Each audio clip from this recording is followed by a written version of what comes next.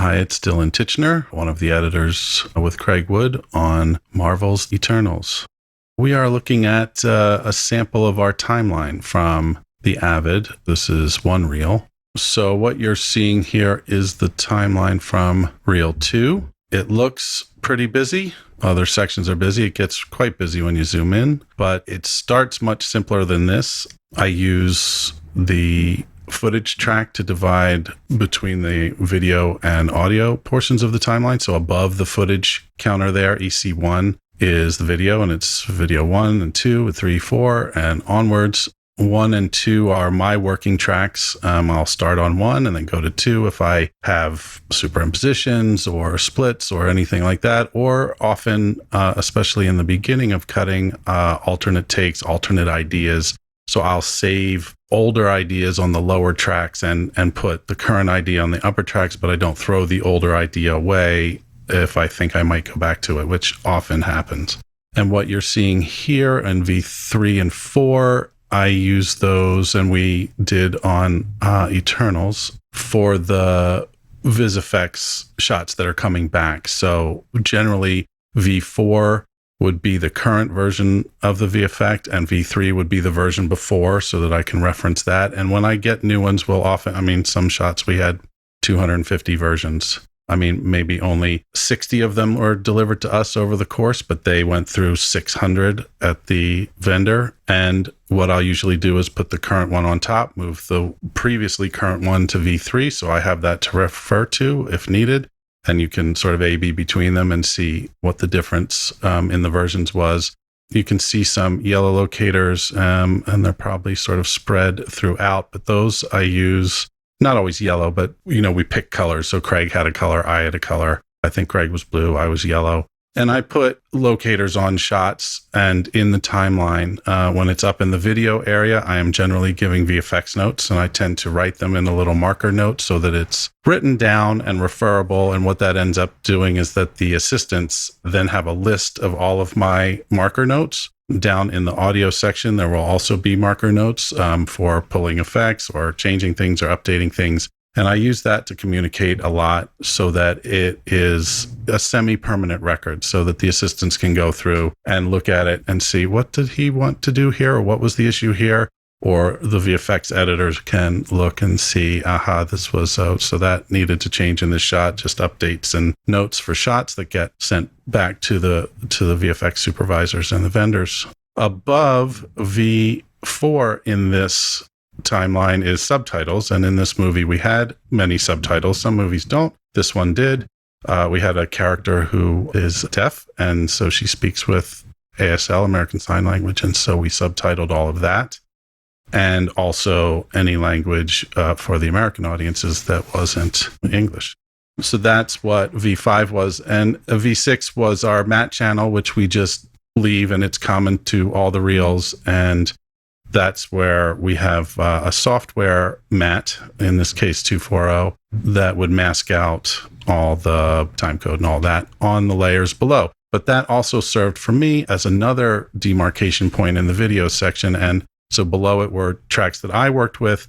Above it are going to be the VFX channels and the assistant channels. And so right above the matte channel is new VFX, and that's where the VFX editors would put the latest versions. And so I would come in the morning, Craig would come in the morning, we would open a reel and look at it, and there would be populated throughout V7, there would be the overnight deliveries of all the new shots from the vendors or from in-house, temps shots, whatever it's coming from, they would be there. And so we can look at it, make sure it's going to work. I would write any notes I wanted to write, and then when I accepted it, I would drop it down to V4. What was on V4 would go to V3 to save it. What was on V3 would usually just get deleted, and it's always accessible, but I don't need that many versions. And then the goal would be clear V7, and that means I've gone through all the new VFX and I've given my notes forward. And above that is VFX titles, which the assistants use to track all the effects numbers. And here we have ONEG, which here refers generally not to original negative per se, but it's actually the shot after all the effects are done and finaled that would go into the DI. That's what's going on ONEG. Above that, we have several channels devoted to versions. There's repo reference in V11. V10 is all 190 shots, meaning 190 IMAX, which is sort of small IMAX. And then up above that, you'll see 143 IMAX, and that's big IMAX, which is basically a 4:3 screen. And that is the one when you go to IMAX that fills the whole floor to ceiling. And so as those shots were being delivered and repoed and DI'd, they get dropped back in the timeline for lineup.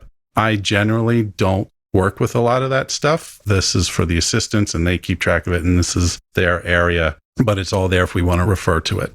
For instance, in a movie where you shot in 240, but then you have a 190 IMAX and you have a 143 IMAX version, there will be lots of repos of the shots to make it work the best for that aspect ratio, for that release. Also, subtitles have to move. Sometimes there are other versions of the actual VFX work in it, not just a sort of re-output with a different aspect ratio, but sometimes we had to actually change the location of elements within a shot to make it work the best it could for the given aspect ratio. And then confidence check is the top two tracks you're seeing there. That is the output of the DI coming back from color correct for the assistants to go through and make sure all the shots were lined up properly. And that basically, we go through many versions of that, but as you get towards the end and the DI is getting finalized, that then becomes the master for the digital cinema package. That is the DCP that goes out into movie theaters. So when we start cutting, we only have a few of these channels. And the more we go, I usually start with V1 through 5 plus the matte, and then new effects gets added as that pipeline comes online, and more and more and more as we get farther in. Down in the sound section, this is a color scheme that I set up years ago. The top 4 audio channels are green, and that is mainly where I put my mono dialogue stuff. That is the dailies tracks and things like that. Below that, 5 through 12 is mono effects and BGs, backgrounds. And then I think it's channel 13, and that's a little bit of a thicker track there to remind me, and it also changes color. So I do like a slightly different color for A12, which says to me, this is the last mono channel. Then the next one is bigger, and I know that's starting the stereo channels, because when you're in the middle of the reel and you're mucking around, sometimes you don't know where you are in the tracks. So that's why I color it and use the sizes, because it helps me sort of know where to look for what. And then these are all the stereo backgrounds and stuff like that. And then you get into 19, 20, 21, and that is music, and that's purple. And 21 through 24 here are, I think, additional music that I just didn't bother to color. And then we get down to the multi-channel tracks. And as we get into mixes, temp mixes, we will load the temp mix or the mix back into the Avid in the format. We mixed and cut in our cutting rooms in 7.1 on Eternals. So we were working in 7.1 the whole time. But as we bring stems, these are stems, so there's dialogue effects, BGs, and music, back from the mix, we import those as multi-channel tracks, and we can just turn them on and off. And you can see, generally, when we would screen after we've mixed, we would use these channels. In this particular screenshot, those channels are disabled. That's just because whatever we happen to be doing at the time, you can't, I believe the Avid or the version we were on is limited to 64 voices, 64 actual output channels. And so when you start having 8-channel stems, that adds up quite quickly. So we couldn't have all the channels on at the same time. And you'll see all these sort of yellow markers where I've put notes for assistants down there in the sound area. And if you notice, the 4 multi-channel mix stems have cuts in them. And that's because these are changes done after we've imported the mix. And then I've got additional channels, mono, stereo, and multi-track below those 4 stems, where I would cut the bits of audio that I needed to use to patch the sections. And you can also see rubber banding in there, keyframes and things that there'll be a lot more of that in the upper channels in the original mixing. But as we get to the mix stems that come back, there's a lot less of that because it's mixed and I don't have to do so much of it. But in those little sections with lots of little bits of audio, you can see there's probably keyframes in every region of track. That is how I mix. And if you scroll up to the top, you can see that I have both footage track. I use the footage track to divide my video and audio sections, and there's a timecode track at the very top. We did not shoot Eternals on film, and everything was timecode, but I still use footage as one of these tracks so that, I don't know, it works for me. I started in film, and my brain still works that way. I still think in terms of beats as being 4 or 8 frames and things like that. And, that's just general rules of thumb that have stuck in my head. Or I always like a 2-foot 8 frame moment. I don't know why. It's just slightly less than 2 seconds, but it sticks in my head.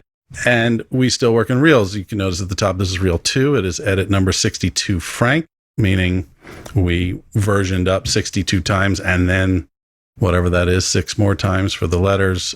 Just whenever some changes are coming and I want to preserve what I've done before, I version up so that I have a sort of full record of what happened before.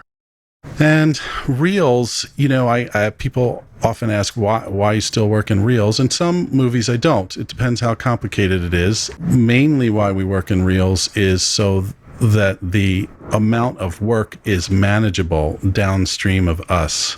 Certainly also when you're in a shared project, working in reels is essential. When you're working with multiple people and multiple editors and assistants, if I'm in reel 2, Craig can be in reel 3, the assistants can be in 5, 7, and 8, and then we can switch off. And I would often yell down the hall, I need reel 1, and Craig would go 10 minutes and things like that. And that's a reason to break it into reels.